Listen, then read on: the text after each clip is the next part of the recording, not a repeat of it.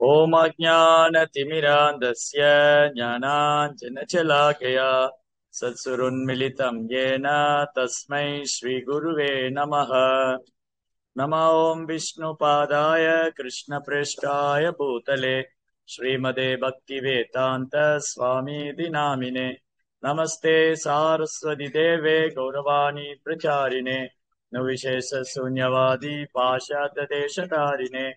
जय श्री कृष्ण चैतन्य प्रभु नित्यानंद श्री अद्वैत गदाधर श्रीवासदि गौर भक्त वृंद। हरे कृष्णा कृष्ण कृष्णा हरे हरे, हरे राम राम राम हरे हरे।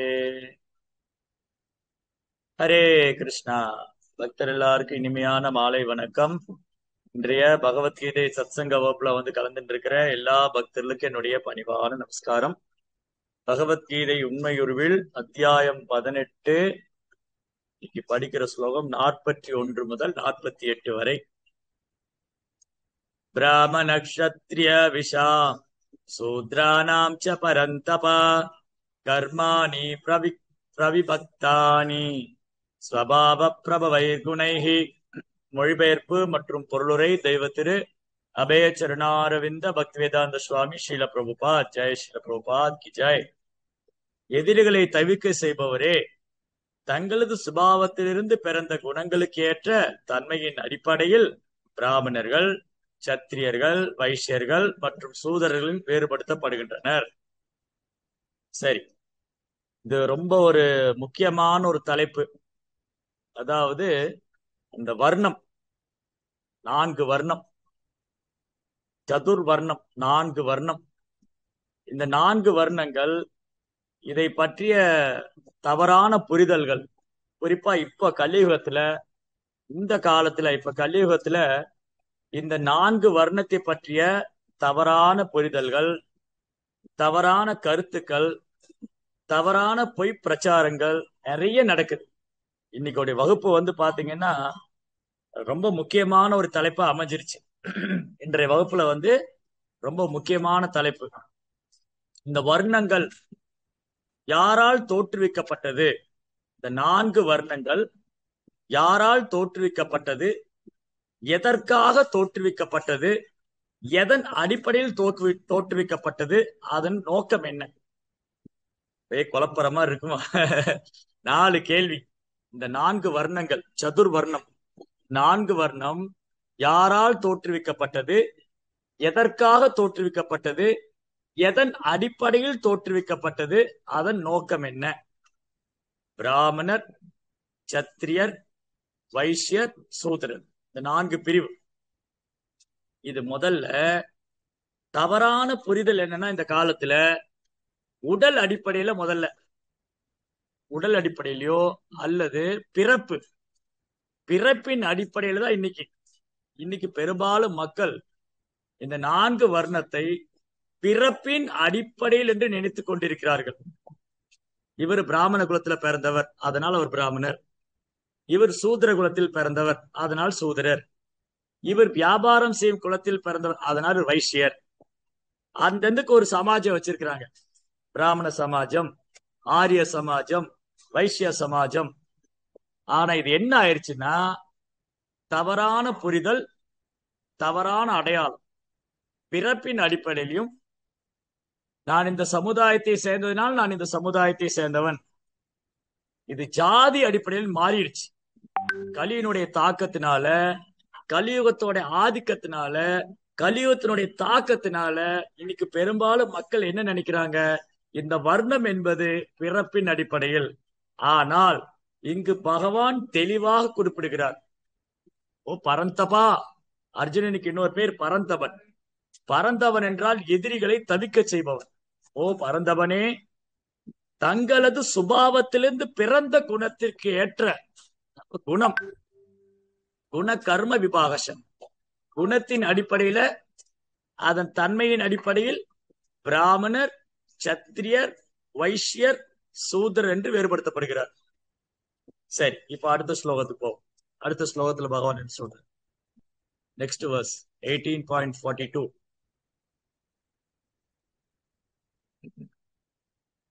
சமோ தபஸ்தப சௌச்சம் சாந்தி ஆர்ஜவமேவ ச ஞான விஞ்ஞான ஆஸ்திக்யம் பிரம்ம கர்ம ஸ்வபாவச்சம்.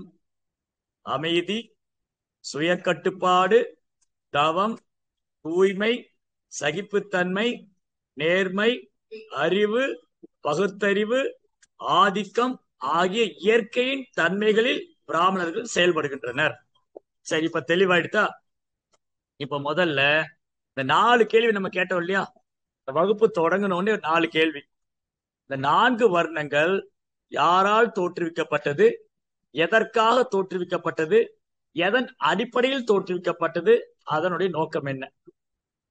இதை பகவத்கீதையினுடைய 4ஆம் அத்தியாயத்திலே பகவான் உறுதி செய்து விட்டார். 4ஆம் அத்தியாயத்துல பகவான் என்ன சொல்றாரு? சதுர்வர்ணம் மயா சிஸ்டம் குணகர்ம விபாகசஹ தஸ்ய கர்த்தார அபிமாம் வித்ய அகர்த்தாரம் அவ்யயம் சதுர்வர்ணம் மயா சிஸ்டம். இந்த 4 வர்ணங்களும் என்னாலே படைக்கப்பட்டது. யாரால? பகவான் கிருஷ்ணரால். இந்த 4 வர்ணங்களும் பிராமணர், சத்திரியர், வைஷ்யர், சூத்திரர், இந்த 4 வர்ணங்களும் பகவானாலே படைக்கப்பட்டது, பகவானாலே தோற்றுவிக்கப்பட்டது. சதுர்வர்ணம் மயா சிஸ்டம். இந்த 4 வர்ணத்தையும் தோற்றுவித்தவர் பகவான் கிருஷ்ணர், பகவானாலே தோற்றுவிக்கப்பட்டது. எதன் அடிப்படையில? 4 வர்ணத்தை பகவான் தான் தோற்றுவிச்சிருக்காரு, பகவான் தான் படைச்சிருக்காரு. எதன் அடிப்படையில? குண கர்ம விபாகச.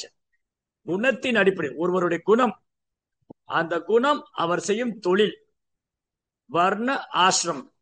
வர்ண ஆசிரம சிஸ்டம் நம்முடைய சனாதன தர்மம், நம்முடைய வேத கலாச்சாரம், நம்முடைய வேத வாழ்வியல் முறை. நமது வேத வாழ்வியல் முறை வர்ண ஆசிரமா அல்லது சனாதன தர்மம். சனாதன தர்மம் வர்ண ஆசிரமத்தை அடிப்படையாக கொண்டது. இப்போ ஆசிரமங்கிறது வேற ஒரு டாபிக், அதை நம்ம இன்னொரு தடவை டிஸ்கஸ் பண்ணலாம். ஆசிரமம்னா என்ன? இப்ப வர்ணத்தை மட்டும் எடுத்துக்கோ. இன்னைக்கு வகுப்புல வர்ணத்தை மட்டும் எடுத்துன்றோம், ஆசிரமத்தை இன்னொரு வகுப்புல பார்க்கலாம்.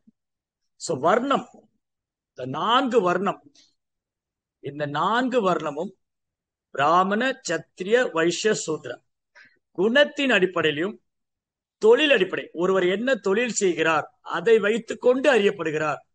ஒருவர் என்ன குணத்தில் இருக்கிறார் அதை வைத்து அறியப்படுகிறார். இன்னைக்கு நீங்க வட இந்தியால போனீங்கன்னா இந்த 4 பேரை பத்தி சொல்லுவாங்க. வட இந்தியால போனா இந்த 4 பேர்: பண்டிட்ஜி, தாக்கூர் சாப், சேட்ஜி, சௌத்ரிஜி. பண்டிட்ஜி, தாக்கூர் சாப், சேட்ஜி, சௌத்ரிஜி. பண்டிட் அப்படின்னா பிராமணர், தாக்கூர் சாப் அப்படின்னா சத்திரியர், சேட் அப்படின்னா வைசியர், வியாபாரி, சேட், சௌத்ரி அப்படின்னா தொழிலாளி. இந்த 4 வர்ணமும் உலகம் முழுவதும் இருக்கு, தவிர்க்கவே முடியாது. இந்த உலகத்துல இந்தியால மட்டும் இல்ல, உலகம் முழுவதுமே புத்திசாலி பிரிவினர் இருக்காங்க.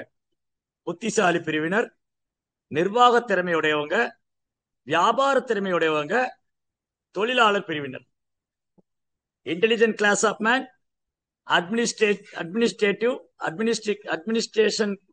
administrators, then business class of man, then labor. So labor class, business class, administration and intelligent. இந்த 4 நம்ம அவாய்ட் பண்ணவே முடியாது, சமுதாயத்தில் இருக்கும். இதை தவிர்க்கவே முடியாது. ஏன்னா இது ஒருத்தருடைய தொழில், ஒருத்தருடைய ஆக்குபேஷன் டியூட்டி.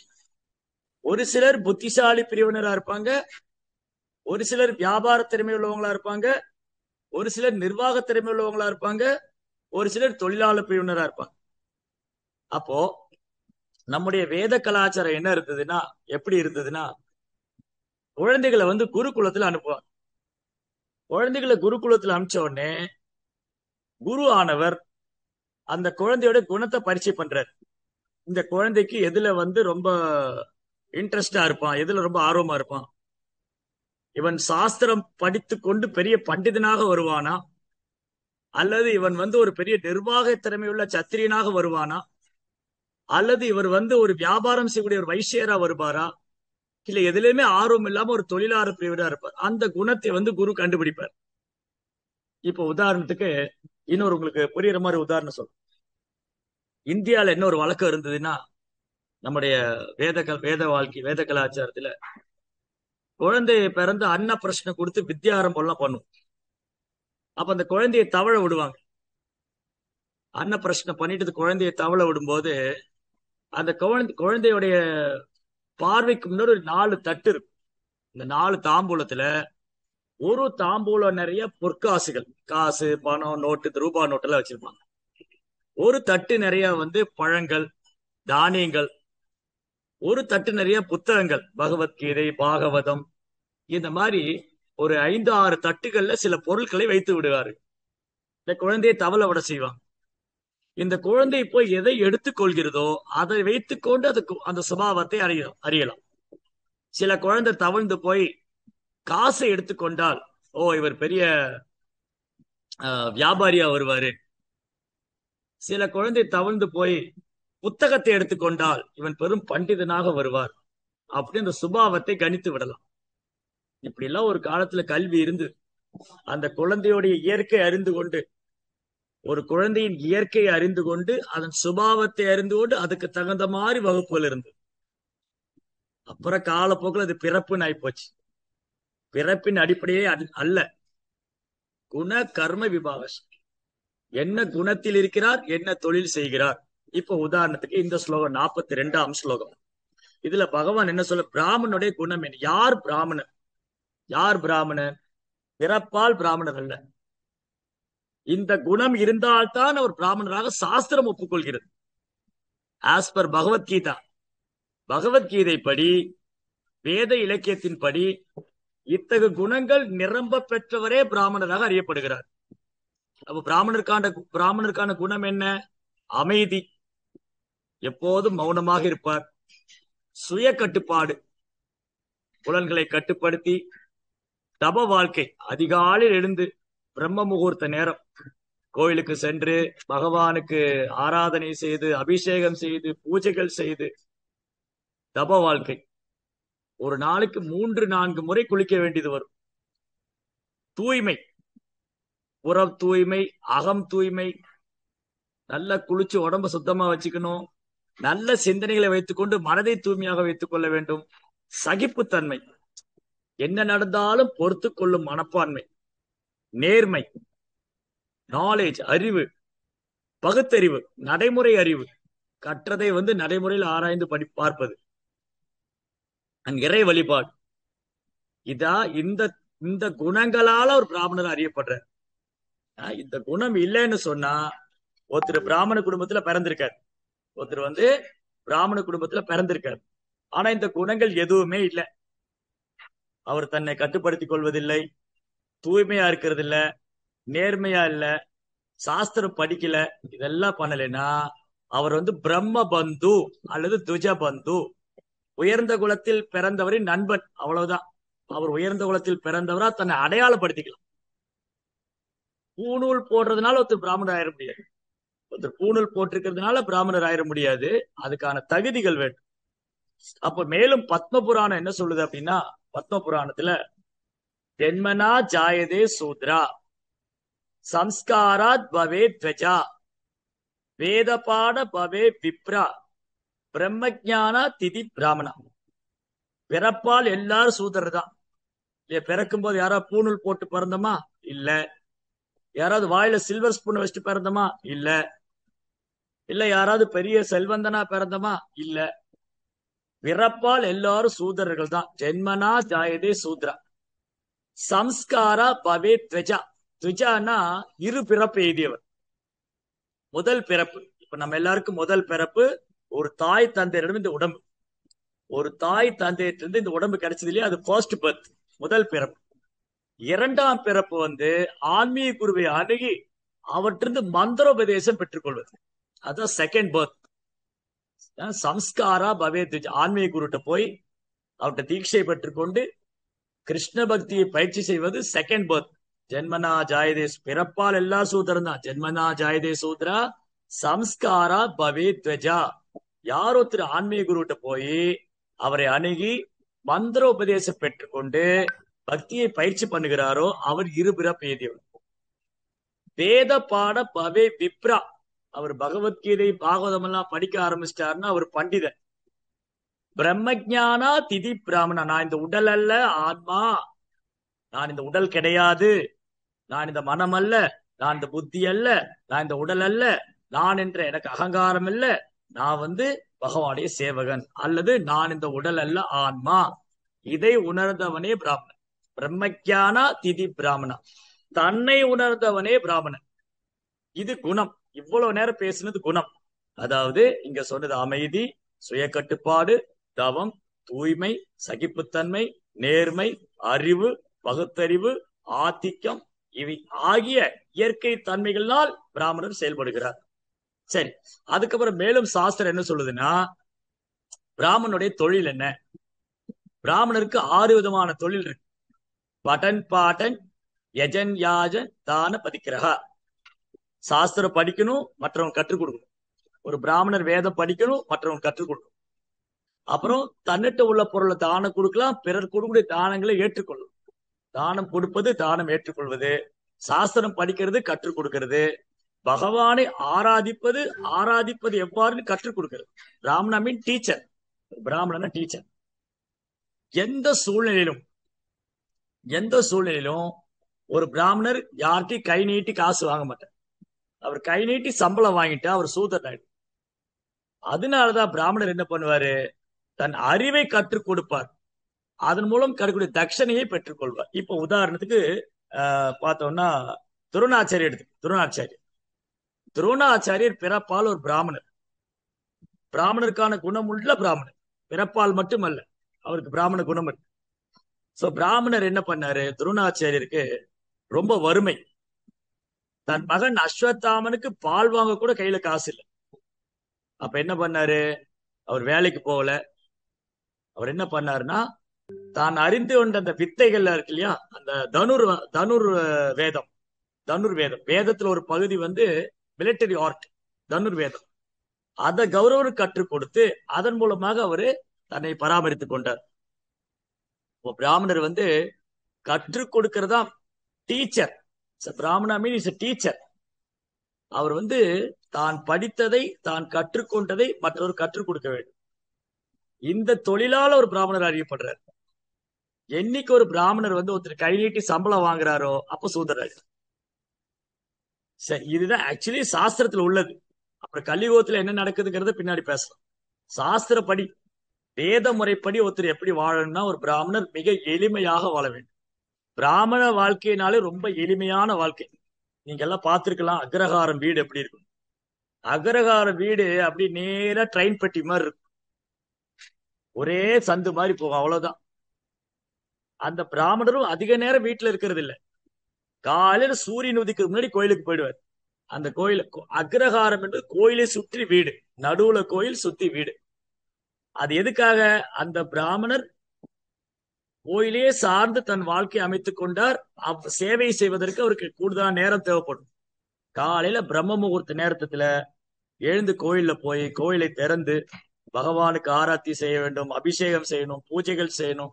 இதெல்லாம் பண்ணும்போது காலையில 4 மணிலிருந்து 3:30 மணிக்கு எந்திரிச்சா 8:30 மணி வரைக்கும் சேவை இருக்கு. அதுக்கப்புறம் பகவான் நிவேதனம் பண்ணிட்டு அலங்காரம் எல்லாம் பண்ணிட்டு அப்புறம் சிறிது நேரம் அங்கேயே உட்காந்துரு. அங்க வரவங்களுக்கு எல்லாம் தீர்த்தம் சடாரி கொடுத்து பகவானை பற்றி சொல்லி கொடுக்கும். அப்புறம் மதிய ஓய்வு. பகவானுக்கு ஓய்வு போது அவருக்கு ஓய்வு. மதியம் என்ன பண்ணுவாங்க, பகவானுக்கு நிவேதனம், உச்சிக்கால பூஜை 12:30 மணிக்கு நிவேதனம் செய்துட்டு ஓய்வு எடுத்தா திரும்பி 4:30 மணிக்கு சேவை. அது இரவு 8:30 9 மணி வரைக்கும் இருக்கும். இப்படி 24 மணி நேரத்துல மிக கூடுதலான நேரம் அந்த பிராமணர் இருக்கிறது கோயில்ல தான். இரவு உறங்குவதற்கு மட்டும்தான் வீட்டுக்கு செல்ற. அதனாலதான் கோயில் பக்கத்திலே வீடு. நீங்க ஸ்ரீரங்கத்துல நல்லா கவனிச்சீங்கன்னா, ஸ்ரீரங்கம் மாதிரி ஒரு அற்புதமான கஷேத்திரத்துல, ஸ்ரீரங்கம், காஞ்சிபுரம், அது பல சுற்று பிரகாரங்கள் இருக்கும். ஒரு சுற்று பிரகாரத்துல பிராமணர்கள் குடியிருப்பாங்க, அடுத்த சுற்று பிரகாரத்துல சத்திரியர்கள் குடியிருப்பாங்க, அடுத்த சுற்று பிரகாரத்துல வைசியர்கள், அதுக்கப்புறம் சூதரர்கள் அதாவது நம்முடைய வேத நாகரிகம், வேத கலாச்சாரங்கிறது ஏற்றத்தாழ்வற்றது என்பதற்கு அழகான உதாரணம் என்னதுன்னா, இப்போ ஒரு கோயில் இருக்கு இல்லையா, அந்த கோயில்ல எல்லாரும் போய் பூஜை பண்ண முடியாது. இன்னைக்கு நிறைய பேர் அதுக்கெல்லாம் சவால் விடுறாங்க, சண்டையெல்லாம் போட்டுக்கிறாங்க. எங்களுக்கெல்லாம் உரிமை இல்லையா, நாங்கெல்லாம் கோயிலுக்குள்ள போக கூடாதா, நாங்கெல்லாம் யாரும் உங்களை கோயில்ல வர வேண்டாம்னா, யாரு பூஜை செய்ய வேண்டாம்னா, நீங்க பயிற்சி எடுத்துக்கொள்ளணும், அவ்வளவுதான். இப்போ யாரு வேணாலும் பஸ் டிரைவர் ஆகலாம். ஆமா, யார் வேணா டிரைவர் ஆகலாம். ஆனா பயிற்சி வேணுமே. ஓ, என்ன அவரு மட்டும் அவங்க மட்டும் தான் பஸ் ஓட்டுவாங்க, நாங்களாம் பஸ் நீங்க பஸ் ஓட்டுங்க, உங்களை வேண்டான்னு சொல்லல, ஆனா பயிற்சி எடுத்து. பயிற்சி எடுக்காம பஸ் ஓட்டுனா என்ன ஆகும்? விபத்து நேரும் இல்லையா? இது இது சாதாரண குழந்தை கூட தெரியும். அப்போ ஒரு ஒரு தொழிலை செய்பவன் யார் வேணா அந்த தொழிலை செய்யலாம். ஆனா அதுக்கு பயிற்சி தேவை. இப்ப உதாரணத்துக்கு பிரபுபாதர் என்ன உதாரணம் தராரு அப்படின்னா, ஒரு ஹைகோர்ட் இருக்கு. ஹைகோர்ட்ல ஒரு ஜட்ஜ் இருக்காரு. ஹைகோர்ட் ஜட்ஜோடைய பையன் நாளைக்கு ஜட்ஜ் ஆகலாம், அதுல மாற்று கருத்தே இல்லை. இன்னைக்கு ஜட்ஜா இருக்கிறவருடைய பையன் நாளைக்கு ஜட்ஜ் ஆகலாம். அதே மாதிரி அந்த கோர்ட்ல குமாஸ்தா வேலை பார்க்கறோட பையன் கூட ஜட்ஜ் ஆகலாம், அதுல மாற்று கருத்து கிடையாது. ஆனா என்ன ஒரு அட்வான்டேஜ்னா, ஜட்ஜோடைய பையன் கொஞ்சம் ஈஸியா ஜட்ஜ் ஆயிடலாம். ஏன்னா அவங்க அப்பா ஜட்ஜா இருக்காரு, நிறைய விஷயம் சொல்லி தருவாரு, நிறைய கற்றுக் கொடுப்பாரு. இந்த பையன் கொஞ்சம் சுலபமாயிடலாம். குமாஸ்தாவுடைய பையனும் ஜட்ஜ் ஆகலாம், ஆனா கொஞ்சம் கூடுதல் எஃபர்ட் போடணும், ரொம்ப முயற்சி பண்ணணும். அதெல்லாம் படிச்சு அந்த தொழிலை கத்துக்கிட்டு அதை லயிச்சு போய் அந்த மாதிரி ஆவறதுக்கு அவர் கொஞ்சம் பயிற்சி கூடுதலா எடுத்துக்கணும். அவ்வளவுதான் வித்தியாசம். அப்போ ஹைகோர்ட் ஜட்ஜுங்கிற பதவிக்கு யார் வேணாலும் வரலாம். அந்த ஜட்ஜோடைய பையனும் வரலாம், குமாஸ்தாவுடைய பையனும் வரலாம், அல்ல அந்த அந்த அந்த அந்த கோர்ட்டை சுத்தம் பண்ணக்கூடிய ஒரு துப்புரவு பணியாளருடைய பையன் கூட ஜட்ஜ் ஆகலாம் நாளைக்கு.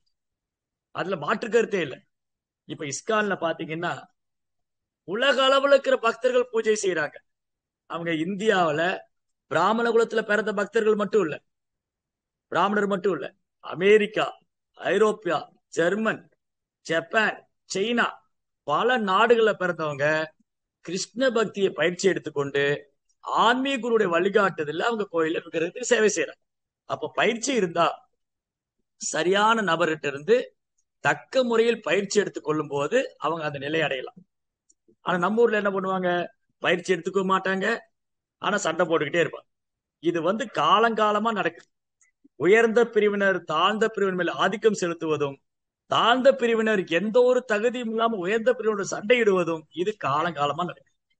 அப்போ இங்க ஒரு தெளிவான விஷயம் என்னன்னா, மக்கள் மத்தியில இன்னைக்கு இந்த நாலேஜ், இந்த வர்ணத்தை பற்றிய அறிவு சரியான முறையில் போய் சேராவதாலும், தவறாக சித்தரிக்கப்படுவதாலும், தவறாக வழிநடத்தப்படுவதாலும் தவறாக புரிந்து கொண்டிருக்கிறார். இந்த 4 வர்ணமும் குணத்தின் அடிப்படையிலும் தொழில் அடிப்படையில் பிரிக்கப்பட்டது. சரி, இப்ப அடுத்தது சத்திரியன். சத்திரியனுடைய சுபாவம் என்னது? சௌரியம் தேஜோ திரிதாக்ஷ்யம் யுக்தே சாப்யபலாயனம் தானம் ஈஸ்வர பாவஸ்ய சாத்திரம் கர்மஸ்வபாவஜம். அதாவது சூரன், வீர தீர சூரன். சத்திரியனை பத்தி சொல்லும் போது வீர தீர சூரத்தனம், வலிமை, மன உறுதி, வளமை, போரில் தைரியம், தானம் கொடை வழங்குதல், ஆளும் தன்மை. இந்த குணத்தினால அவர் சத்திரியர் அறியப்படுறார். ஒரு கோழை சத்திரியராக இருக்க முடியாது இல்லையா? அர்ஜுனனை பார்த்து கிருஷ்ணர் கேட்கிறாரு, குதஸ்துவா கஷ்மலமிதம் விஷமே சமுபாஸ்திதம் அனாரிய ஜூஷ்டம் அஸ்வர்க்கியம் அகீர்த்திகரம். அர்ஜுனா, அர்ஜுனா, எங்கிருந்து உன் இதயத்தில் பலவீனம் வந்தது? ஏன் இந்த பலவீனத்துக்கு இடம் கொடுக்கிறாய்? இது ஆரியனுக்கு அழகே அல்லையே.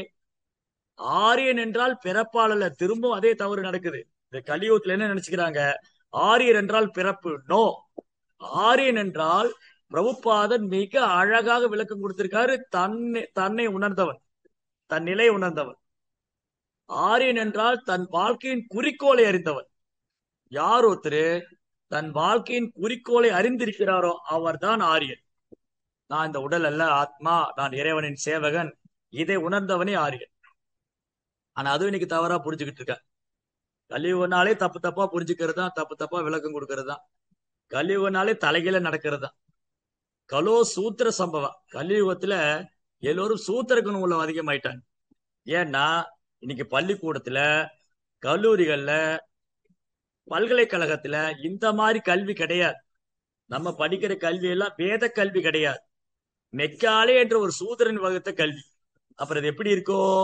சூத்திரர்களை தான் உருவாக்கும். வேத கல்வி பிராமணர்களை உருவாக்குச்சு. இன்னைக்கு இருக்கிற பௌதிக கல்வி சூதர்களை உருவாக்கு. அவ்வளவுதான் வித்தியாசம். இது உண்மை. இது கசக்கத்தாசி, ஆனா உண்மை.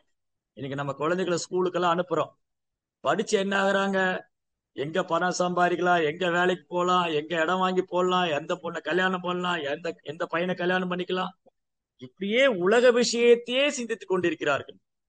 இறைப்பணி சேவை, பகவானை எவ்வாறு உணர்வது, பகவான் யார், பிரபஞ்சம் எவ்வாறு சிருஷ்டிக்கப்பட்டது, பகவானுக்கு எனக்கு என்ன சம்பந்தம், ஆத்மா இந்த உடலில் இருக்கின்றதா, ஆத்மாவுக்கான அடையாளம் என்ன, நான் பிறப்பு இறப்பு முதுமை நோய் என்ற துன்பத்தை ஏன் நான் ஆட்கொண்டிருக்கிறேன், ஏன் எனக்கு முழுமையான துன்பம் வருகிறது, இதையெல்லாம் ஆராய்வதுதான் உண்மையான கல்வி.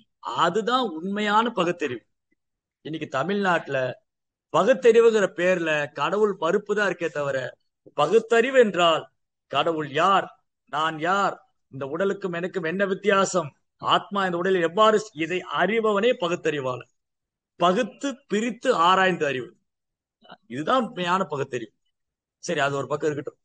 இங்க சத்திரியனுடைய சுபாவம். சத்திரியர்னு சொன்னா அவர் புறமுது காட்டு ஓடக்கூடாது. வாழ்ந்தால் வெற்றி, இல்லை மடிந்தால் தோல்வி என்றால் மரணம். வெற்றி அடை, ஒண்ணு வெற்றி இல்ல தோல்வி, ஒண்ணு வாழ்வா சாவா. வீரம், ஆளும் திறமை, கொடை தானம் பண்றது, எவ்வளவு சிறந்த ஆக சிறந்த கொடை வள்ளல்கள். சிபி சக்கரவர்த்தி, எல்லாரும் கதை படிச்சிருப்பீங்க. மனுநீதி சோழன், சிபி சக்கரவர்த்தி, பாரி, காரி, ஓரி, எவ்வளவு கொடை வள்ளல்கள், கடையேழு வள்ளல்கள், ஆகச்சிறந்த சத்திரியர்கள். பாருங்க, இன்னைக்கு திருச்சி பக்கம் ஒரு கல்லணை இருக்கு, கரிகால சோழன் கட்டிய கல்லணை. அந்த டேம் எப்படி கட்டப்பட்டது இன்னைக்கு வர ஆராய்ச்சி பண்ணி தெரிஞ்சுக்க முடியல அவங்களால. இன்னைக்கு மாடர்ன் சயின்ஸ், இன்னைக்கு நவீன அறிவியல், மாடர்ன் சயின்டிஸ்ட் திகச்சு போறாங்க. எப்படி அந்த காலத்துல இப்படி ஒரு அணை கட்டி வச்சாங்க, இவங்களும் அணை கட்டுறாங்க, ஒரு வெள்ளம் அடிச்சுட்டு போயிடும். இன்னைக்குள்ள அரசியல்வாதி அணை கட்டுறாங்க, பாதி பணம் தான் அந்த அணைக்கே போகும் அந்த ப்ராஜெக்ட்ல, மீதியில அவங்கவுங்க வீட்டுக்கு போயிடும். எஞ்சி இருக்கிற பணத்தை வச்சு ஒரு டேம் கட்டினா எப்படி இருக்கும்? வெள்ளப்பெருக்கு டேமோட சேர்த்து போயிடும். அதுலயும் பாருங்க, முக்காவாசி டேமே கட்டுறது இல்லை. அது வேற, அதெல்லாம் பெரிய வேற வேற டாபிக் அது. சரி, அது அப்படி இருக்கட்டும். சோ இங்க என்னன்னா, சத்திரியனுடைய சுபாவம், ஆளும் திறமையினால் ஒரு சத்திரியர் அடிப்பாங்க. இல்லாட்டி ஒரு கோழை சத்திரியனா இருக்க முடியாது. அதனாலதான் இங்க மகாபாரதத்தின் போது யுதிஷ்டிர சவால் விட்டார். யுதிஷ்டிரா, நீ என்னோட பகடை ஆட வேண்டும் வா.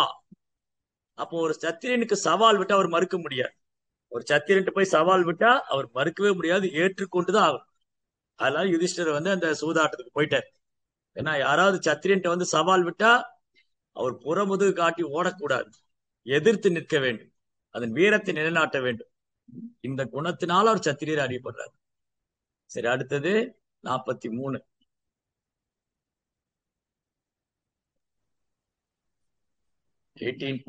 சாரி 44.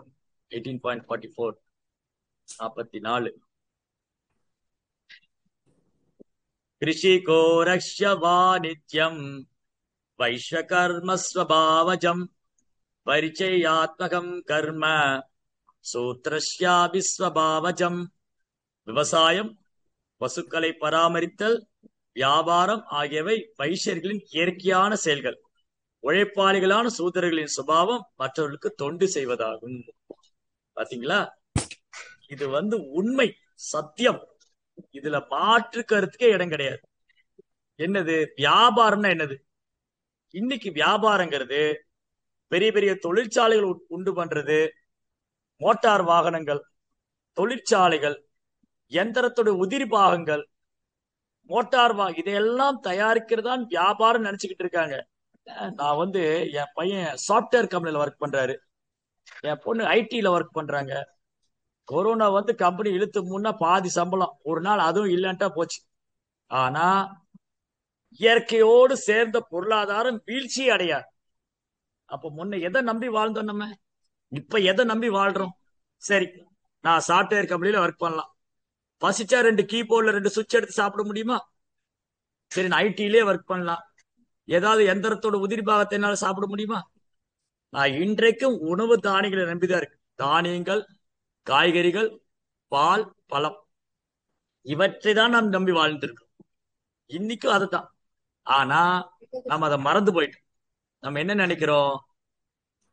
இன்றைக்கு வெளிநாட்டில் வேலை செய்வதோ அல்லது சொந்த ஊர்ல இல்ல இந்தியாவில் ஒரு நல்ல பெரிய பெரிய சிட்டியில ஒயிட் காலர் ஜாப் தான் நமக்கு ரொம்ப பிடிச்சிருக்கு.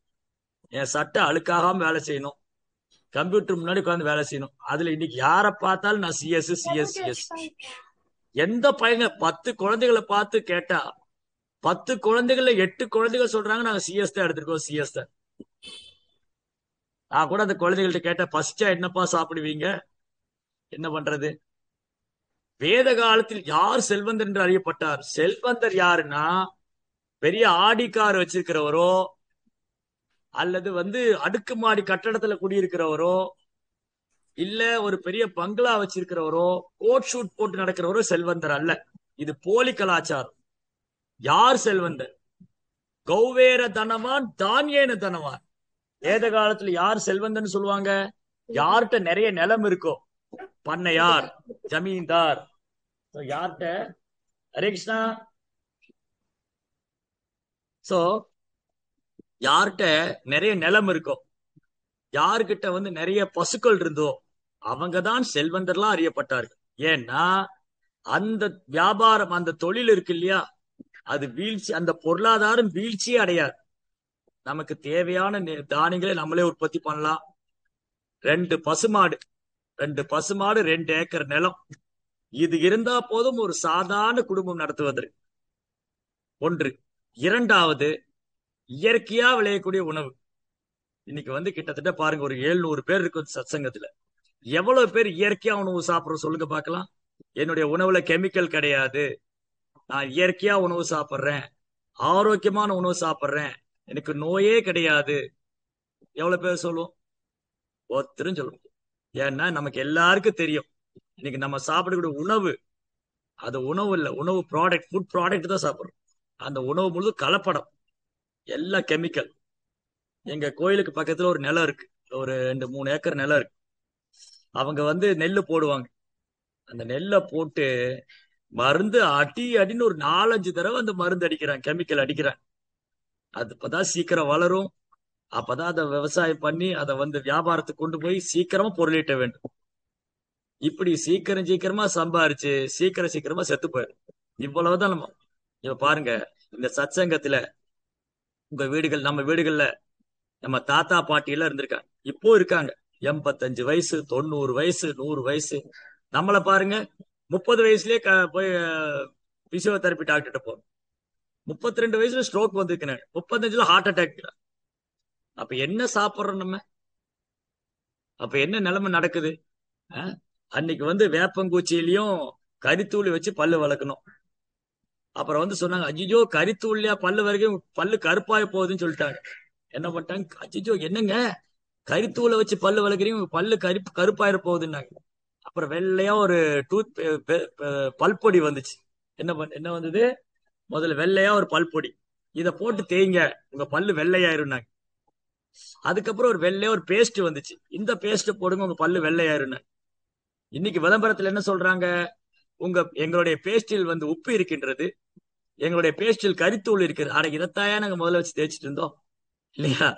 சோ இன்னைக்கு வியாபாரம் எப்படி எல்லாம் வியாபாரம் பண்ற. அன்னைக்கு ஒரு பேஸ்ட், இன்னைக்கு ஒரு பேஸ்ட்ல 50 வெரைட்டி இருக்கு. 50 variety paste, toothpaste, brush, இதெல்லாம் பல்லு ஸ்ட்ராங்கா இல்ல, அங்க போய் ரூட் கார்னர் பண்ணிட்டு இருக்கு. நான் எல்லாம் சின்ன வயசுல, நான் 80 கிட்டு, ரூட் கார்னர், இந்த பல்லு ரூட் கார்னர் பண்றது நான் கேள்விப்பட்டதே இல்லை. ஆனா இன்னைக்கு பாருங்க, இந்த ரூட் கார்னர் பண்றது ஒரு நார்மலான ஒரு இதாயிடுச்சு. டென்டல் ஹாஸ்பிட்டல் நார்மல் ஆகி போச்சு. 24x7 multi speciality hospital. நிறைய சம்பாரிங்க, ஐடில போய் நிறைய சம்பாரிங்க, வெளிநாட்டுல போய் நிறைய சம்பாதிங்க, சம்பாதிக்கிறதெல்லாம் கொண்டு வந்து மறக்காம ஹாஸ்பிட்டல்ல கொடுத்துருங்க. சம்பாதிக்கிறதெல்லாம் மறக்காம ஹாஸ்பிட்டல். ஏன்னா நாம் உண்ணக்கூடிய உணவு சுத்தமாக இல்லை, சுவாசிக்கும் காற்று சுத்தமாக இல்லை, குடிக்கும் நீர் சுத்தமா இல்லை. எந்த நாடு இது? புனித நதிகள் கங்கா, யமுனா, சரஸ்வதி, கோதாவரி, காவேரி, தாமிரபரணி புனித நதிகள் ஓடக்கூடிய நாட்டுல பாட்டில் தண்ணியை காசு கொடுத்து வாங்குறோன்னா எவ்வளவு விஞ்ஞான முன்னேற்றம் ஆயிடுச்சு பாரு. எவ்வளவு விஞ்ஞான முன்னேற்றம். புனித நதி, புனிதமான நதிகள்லாம் ஓடக்கூடிய நாட்டுல அந்த நதியெல்லாம் சாக்கடை ஆக்கிட்டு நம்ம காசு கொடுத்து தண்ணி வாங்கி கொடுக்க. அதுல பெருமை வேற. நாங்க வந்து வாட்டர் இது மினரல் வாட்டர் இருக்கா, அது மினரல் வாட்டர் ஒன்றும் கிடையாது. உண்மையில இன்னைக்கு எவ்வளவு பேர் மினரல் வாட்டர், அது மினரல் வாட்டரே, அது பேக்கேஜ் ட்ரிங்கிங் வாட்டர். நீங்க அந்த பாட்டிலே பாத்தீங்கன்னா அது மினரல் வாட்டர்னு போட்டிருக்காது, பேக்கேஜ் ட்ரிங்கிங் வாட்டர். நத்திங். எல்லாம் வந்து போயிடுச்சு, எல்லாத்தையும் விட்டாச்சு. என்னைக்கு நம்ம விவசாயத்தை கையில் எடுத்துக்க விட்டுட்டோமோ, பசுக்களை பராமரிக்க. பசு வந்து 7 அம்மால ஒருத்தன். ஆதோ மாதா, குரு பத்னி, ராஜபத்னி, தேனு, தாத்ரி, பிருத்திவி, பிராமினி. பெற்ற அன்னை ஆதோ மாதா, குரு பத்னி, குருவுடைய மனைவி, ராஜபத்னி, ராஜாவுடைய மனைவி, தேனு பசு, தாத்ரி நர்ஸ், பிருத்திவி மதர் எர்த் பூமி. 7 அன்னை, அதுல பசு ஒண்ணு. நம்ம அம்மா கிட்ட எவ்வளவு நாள் பால் குடிச்சிருப்போம்? கொஞ்ச நாள் தான். வாழ்நாள் முழுதும் பசுவுடைய பால் குடிச்சுதான் வளர்ந்தோம். பசுவுடைய பால் வந்து சாத்விகமானது, புரதச்சத்துக்கள் நிறைந்தது. அந்த பசுவுடைய மடியில இருந்து பால் வர வரைக்கும் வச்சுக்குவான் ஒரு விவசாயி. இன்னைக்கு விவசாயி என்ன பண்றாங்க? அதுவும் நாட்டு மாடெல்லாம் போச்சு, நீங்க பூரா ஜெர்சி மாடு தான். அந்த விவசாயி என்ன பண்றாரு? பசுவோடைய மடியில பால் வர வரைக்கும் வச்சுக்கிட்டு, பால் நின்று போச்சுன்னா வெட்டு காமிச்சு கசாப் கிடைக்கும். அப்ப எப்படி நாடு சுபிட்சமாகும்? எந்த பூமியில பசுவோடைய ரத்தம் சிந்துதோ அந்த பூமி பஞ்சம், வறட்சி, தொற்று வியாதி, நிம்மதி இல்ல, உள்நாட்டு பூசல், வெளிநாட்டு பூசல் எல்லாத்தையும் சந்திக்கும். எந்த பூமியில பசு வதை செய்யப்படுதோ அந்த பூமியில நிம்மதியா வாழ முடியாது. அதுதான் நீ கண் கூட பாக்குறோம். அதனால பசுவை இந்த நாட்டினுடைய தேசிய விலங்கா அறிவிக்கணும். பசு மேல கையை வச்சு அவருக்கு மரண தண்டனை கொடுக்கணும். அதுதான் உண்மையான சட்டம். பசு வந்து அவ்வளவு கோமாதான் சொல்றோம். நம்ம கோமாதான் வழிபடுறோம். பசுவை பகவானுக்கு மிகவும் பிரியமானது. நமோ பிரம்மண்ய தேவாய கோபிராமண கிதாயச்ச ஜெகத்கிதாய கிருஷ்ணாய கோவிந்தாய நமோ நமக. பசுக்கள் கிருஷ்ணருக்கு ரொம்ப பிரியமானது. பகவானுடைய ஆன்மீக உலகத்துக்கு கோலோகம். கோ என்றால் பசு, பசுக்கள் நிறைந்த உலகம் கோலோகம். கோவிந்தன் பசுக்களுக்கும் புலன்களுக்கு இன்பம் தருபவர்.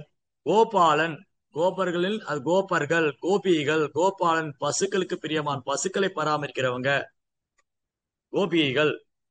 கோவர்தனம் பசுக்களுக்கும் புலன்களுக்கும் ஊட்டம் தருவது. கோகுலம் பசுக்கள் நிறைந்த குலம். அப்ப பகவான் கிருஷ்ணர்னு சொன்னா பசு இல்லாம கிடையாது. பசு இல்லைன்னா பகவானுடைய ஆன்மீக உலகமே கிடையாது.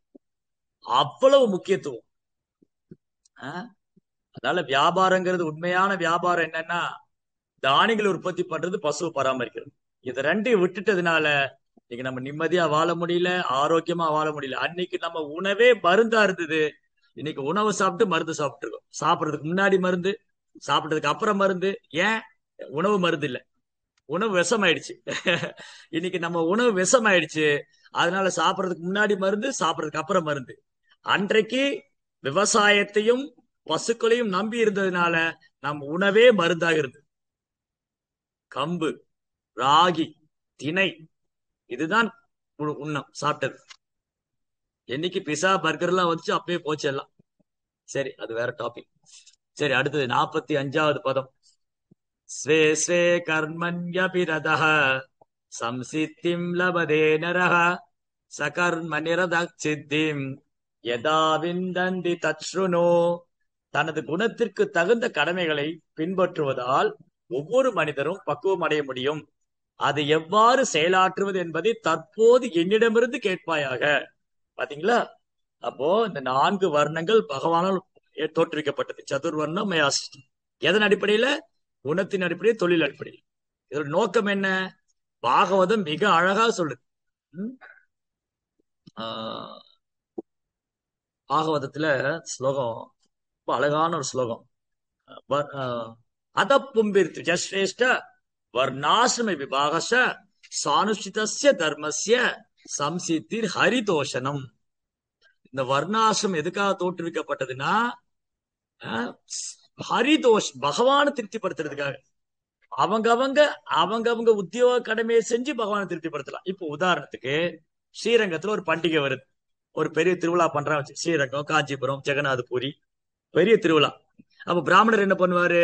பகவானுக்கு அலங்காரம் செய்வார், அபிஷேகம் செய்வார், பூஜைகள் செய்வார். அது மூலமா பகவானை திருப்திப்படுத்துறாரு.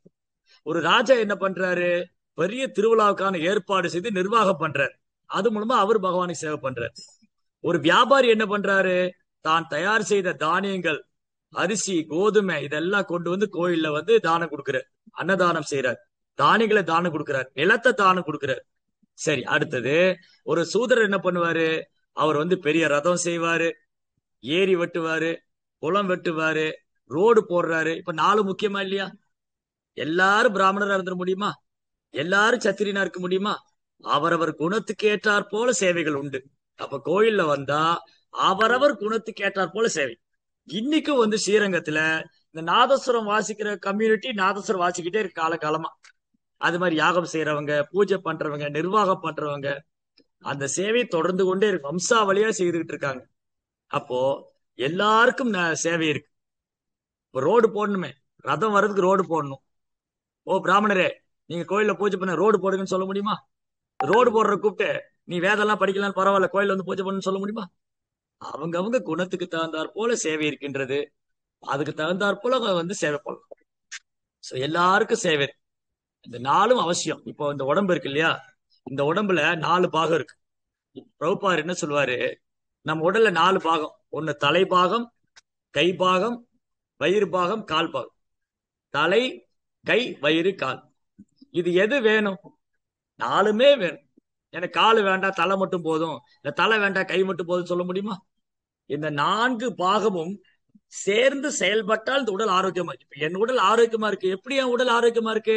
எனக்கு தலை நல்லா இருக்கு, கை நல்லா இருக்கு, வயிறு நல்லா இருக்கு, கால் நல்லா இருக்கு. இந்த பாகத்துல ஏதேனும் ஒன்று செயல் இருந்தாலும் நான் கஷ்டப்படுவேன். எனக்கு கால்ல வந்து முள்ளு குத்துச்சு, அப்ப சந்தோஷமாவா இருக்கும்? கால் வலிக்குது. சரி, வயிறு பிரச்சனை, அதுவும் கஷ்டம்தான். கையில வந்து அடிபட்டுருச்சு, அதுவும் கஷ்டம். தலையில அடிபட்டுச்சு, அதுவும் கஷ்டம். அப்போ இந்த 4 பாகம் சேர்ந்து செயல்பட்டால் தான் இந்த உடல் ஆரோக்கியமா இருக்கிறது அர்த்தம். இப்ப இதுல எது ரொம்ப முக்கியமான பாகம் இருக்கு இல்லையா? இப்போ கை கொஞ்சம் சரியில்லை, நான் அட்ஜஸ்ட் பண்ணி இருந்துக்கலாம். காலும் சரியில்லை, அட்ஜஸ்ட் பண்ணிக்கலாம். வயிறு உபாதை அடிக்கடி வருது, பொறுத்துக்கலாம். ஆனா மூளை சரியில்லைன்னா என்ன ஆகும்? எனக்கு மண்டை மூளை வேலையே செய்யல. அப்ப இந்த பாகம் மற்ற பாகம்ல நல்லா இருந்து என்ன பிரயோஜனம்? மற்ற பாகம் நல்லா இருந்து ஒரு பிரயோஜனம் இல்லை. அப்ப என் உடல்ல இந்த 4 பாகம் சேர்ந்து செயல்படணும். அதுக்கு புத்திசாலி பிரிவுன்னு ரொம்ப அவசியம். அப்போ சமுதாயத்துக்கு எது ரொம்ப அவசியம்னா பிராமணர்கள் ரொம்ப அவசியம். சமுதாயத்தை வழிநடத்தக்கூடியவங்க. அன்னைக்கெல்லாம் பாத்தீங்கன்னா எல்லா ராஜாவுடைய சபையில ஒரு பிராமணர் இருப்பார். ராமனுடைய சபையில அயோத்தியால வந்து வசிஷ்டர் இருந்தார். கடைசியா சாணக்கிய பண்டிதர், சந்திரகுப்தருடைய சபையில சாணக்கியர். இந்த பிராமணர் அரியாசனத்தை ஏத்துக்க மாட்டாங்க. அவங்க கிங் மேக்கர். அவங்க என்ன பண்ணுவாங்க? மன்னனுக்கு கற்றுக் கொடுப்பாங்க, அவங்க எளிமையாக வாழ்வாங்க. So knowledge Brahmana, administration Kshatriya, business Vaishya, labour Shudra. அந்தந்த வேலையை அவங்கவுங்க செஞ்சு அதன் மூலமா பகவானை திருப்திப்படுத்தலாம். இமிட்டேட் பண்ண வேண்டிய அவசியம் இல்லை. ஒருத்தருடைய டியூட்டி இன்னொருத்தர் இமிட்டேட் பண்ண வேண்டியது இல்லை. அவங்கவுங்க டியூட்டியை ஒழுங்கா பண்ணலாம். இதுதான் பத்ம புராணம் சொல்லுது. வர்ணாசிரம தர்ம ஆச்சாரிய புருஷேர பரப்புமான் விஷ்ணு ஆராததை பண்ணன தோஷ காரணம். இந்த வர்ணாசிரம கொள்கையின் நோக்கமே விஷ்ணுவை திருப்திப்படுத்தணும். அவங்கவுங்க குணத்துக்கும் சுபாவத்துக்கும் தொழிலுக்கு ஏற்றால் போல பகவானுக்கு சேவை பண்ணணும் இல்லையா? ஒரு வியாபாரி கொண்டு வந்து கொடுக்கறதே பகவான் ஏத்துக்கிறார். துக்காராம் வந்து ரொம்ப எளிமையா பணிவா சேவை பண்ற, அந்த சேவை பாண்டவர் ஏத்துக்கிற. பாண்டரங்கருடைய வாழ்க்கை சரித்திரம், அதாவது பண்டரிபுரத்துல பாண்டரங்கருடைய சரித்திரத்துல பெரும்பாலான பக்தர்கள் வியாபாரிகள், சூதரர்கள். சொக்க மேலா என்ற ஒரு கட்டிட தொழிலாளி இன்னைக்கு வந்து பண்டரிபுரத்துல பாண்டரங்கரை தரிசனம் பண்ண போகணும்னா முதல்ல சொக்க மேலாவை தரிசனம் மட்டும் தான் போக முடியும். சொக்க மேலர், கோரா கும்பர், பானை வியாபாரம் செய்யக்கூடியவர், ஜானாபாய் ரொம்ப எளிமையான ஒரு பெண் பக்தை, ரொம்ப எளிமையான குடும்பம். தன்னை பராமரிக்க கூட வசதி இல்லாத ஒரு நாமதேவர், ரொம்ப ஏழ்மையா வாழ்ந்தவர். அடியாருக்கு அடியானாக, எளியோருக்கு எளியோனாக பகவானோடு வாழ்ந்து கொண்டிருக்கிறார். அஹ்? அதனால இங்க வந்து உயர்ந்த பிரிவு தாழ்ந்த, பக்தியில உயர்வு தாழ்வு என்ற பேச்சுக்கே இடம் கிடையாது. ஆன்மீக பாதையில உயர்ந்த குலம் தாழ்ந்த குலம், உயர்ந்தவர் தாழ்ந்த பேச்சுக்கே இடம் இல்லை. அவங்கவங்க அவங்கவங்க கடமையை செய்து கொண்டு பகவானை திருப்தி செய்யலாம். அடுத்து 46வது பதம், 46. யத பிரவருத்திர்பூதானாம் ஏன சர்வமிதம் ததம் சகர்மணா தமப்யர்ச்ச சித்திம் விந்தந்தி மாணவக. யாரிடமிருந்து எல்லா உயிர்வாழ்களும் தோன்றினாரோ, யார் எல்லா இடங்களிலும் பரவியுள்ளாரோ, அந்த இறைவனை தனது சொந்த கடமையை செய்வதால் வழிபட்டு மனிதன் மனிதன் பக்குவத்தை அடைய முடியும். சோ நம்ம டியூட்டி எல்லாம் சேஞ்ச் பண்ண வேண்டிய அவசியமே இல்லை. ஒரு குடும்பஸ்தரா இருந்து பகவானை திருப்திப்படுத்தலாம், ஒரு சன்னியாசியா இருந்து பகவானை திருப்திப்படுத்தலாம், ஒரு பிரம்மச்சாரியா இருந்து பகவானை பிராமணர், சத்திரியர், வைஷ்யர், சூதரர் எந்த நிலையில் இருந்தாலும் அவர் பகவானை திருப்திப்படுத்தலாம். ஆனா ஒருத்தர் இப்படி பண்றார். என்ன பண்றாரு? அவர் உத்தியோக கடமையை கரெக்டா பண்றாரு, ஆனா பகவானை திருப்திப்படுத்தல. என்ன பிரயோஜனம்? ஒரு பிராமணர் வந்து பூஜைகள் செய்யறாரு, மந்திரங்கள் சொல்றாரு, தூய்மையா இருக்காரு, ஆனா கிருஷ்ண பக்தி பண்ணல. என்ன பிரயோஜனம்? ஒரு சத்திரியன் ரொம்ப நல்லா நிர்வாகம் பண்றாரு, ஆனா பக்தி இல்ல. ஒரு வியாபாரி நிறைய பொருள் ஈட்டுறாரு, ஆனா கிருஷ்ணருக்காக தான தர்மம் செய்யல. அதாவது பக்திக்காக செலவிடல, பகவானுக்காக செலவிடல, பக்தர்களுக்காக செலவிடல. ஒரு சூத்திரன் கடும் உழைக்கிறாரு, ஆனா கிருஷ்ணருக்காக உழைக்கல. எதை அடைவாங்க அவங்க? என்ன அடைச்சிட்டு போறாங்க? இதுதான் பாகவதம் கூறுகின்றது. தர்மஸ்ரனுஷ்டிதா பும்ச விஸ்வக்ஷேன கதாசுயா நோத்பாதகேத் எதிரதிம் சிரமையை வகி கேவலம். ஒருத்தர் வந்து உத்தியோக கடமையை நல்லா செய்யறார், ஆனா பக்தி இல்லைன்னா அவர் செஞ்சதெல்லாம் கால விரையும் தான். தர்மசம்ஸ்தா பும்ச பிக்ஷக்ஷேன கதாசுயா. நாம செய்யக்கூடிய உத்தியோக கடமையானது, நம்ம எந்த உத்தியோக கடமையில இருந்தாலும், அது பிராமணரோ சத்திரியனோ வைஷ்யனோ சூதரனோ, அது பகவானை நோக்கி திருப்பப்படல, பகவானுக்காக செயல்படலைன்னா அது சிம்பிளி வேஸ்ட் ஆஃப் டைம் தான். சிரமையை வகி கேவலம். என்ன பிரயோஜனம்? 47.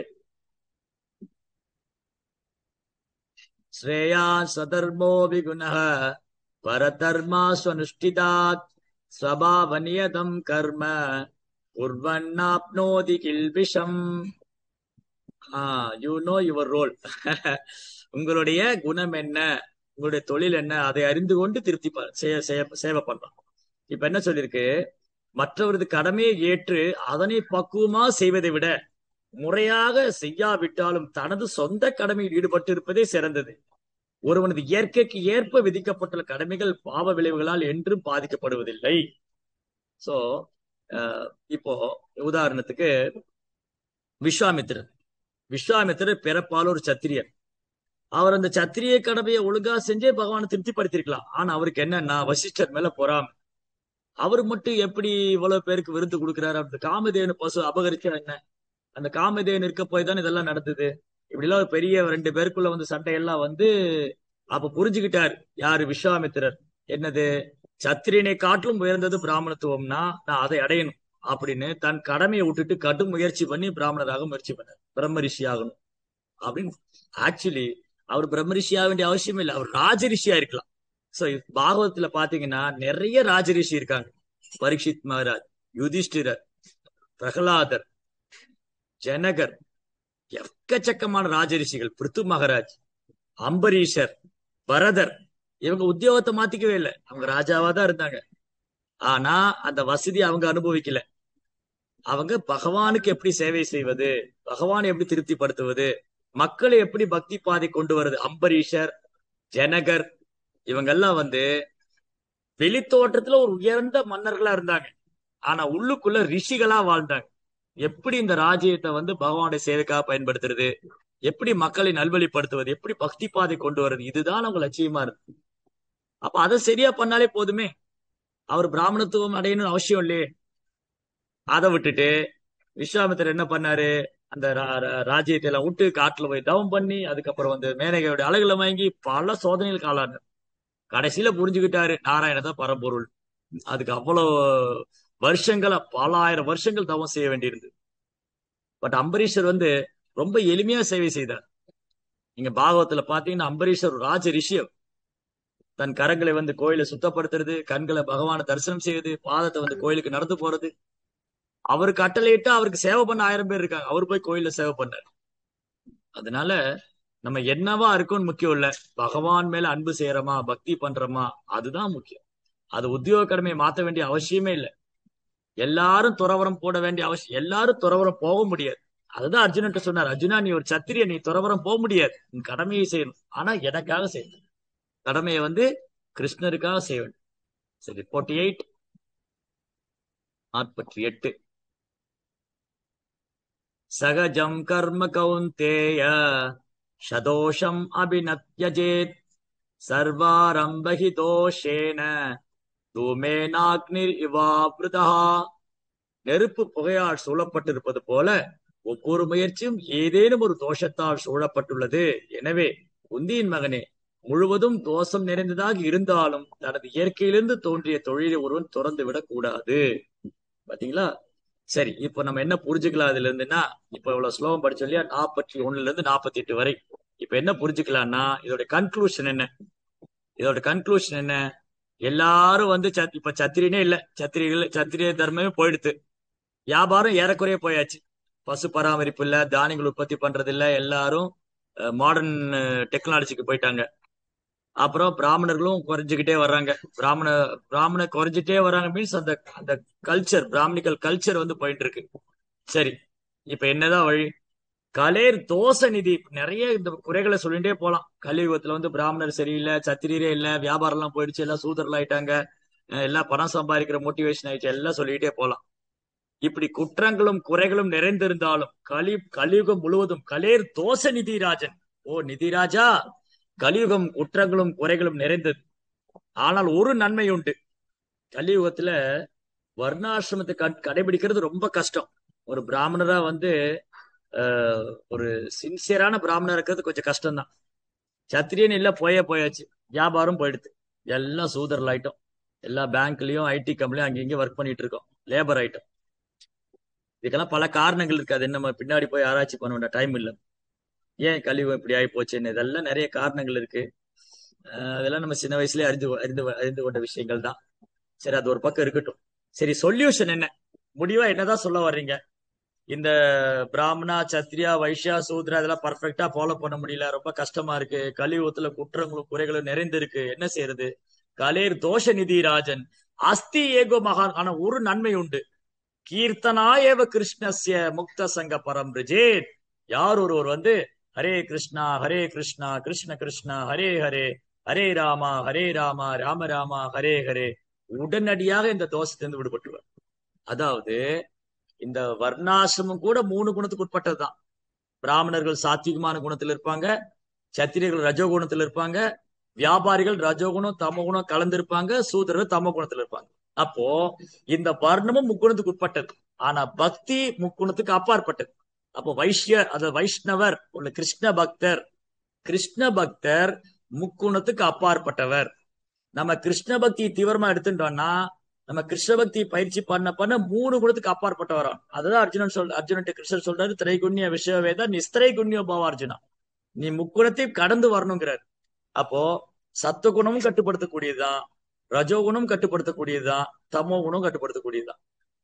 இப்ப பாயிண்ட் என்ன, கன்க்ளூஷன் என்ன, முடிவு என்னன்னா, நம்முடைய சுபாவம் என்னவா இருந்தாலும், நான் என்கிட்ட சில பிராமணுக்கு உண்டான சுபாவம் இருக்கலாம், சிலருக்கு சத்திரன்ட்டு உண்டான சுபாவம் இருக்கலாம், சிலருக்கு வியாபாரிக்கு உண்டான சுபாவம் இருக்கலாம். அது என்ன இருந்தாலும் அதை வைத்துக்கொண்டு பகவானுக்கு எவ்வாறு நான் சேவை செய்வது, இந்த பிறப்பு இறப்பு நான் எப்படி விடுபடுறது, மீண்டும் பிறவால் நிலை அடையும், அதற்கான வழி என்ன? அதற்கான ஒரே மார்க்கம் பக்தி மார்க்கம்.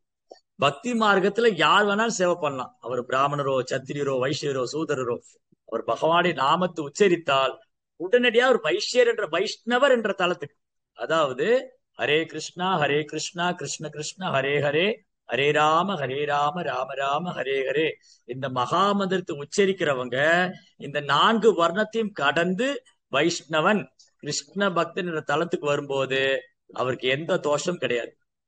அவர் தன் சுபாவத்தை அனுசரிச்சு பகவானுக்கு சேவை செய்து கொண்டிருக்கலாம்.